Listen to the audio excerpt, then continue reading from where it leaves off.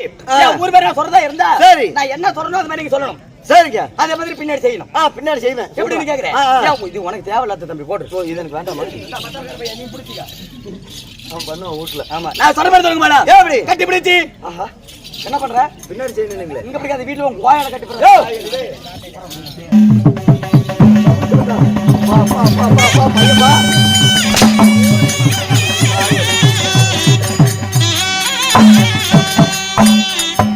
வாடங்க. நான் நீ பெரிய மனுஷனா? நீ தான் கட்டி பிடிக்க சொன்ன. டெண்டருக்கு வா. வாடா டெண்டருக்கு. டெண்டருக்கு வரதா? சொல்றா. பிளாடி பாக்க.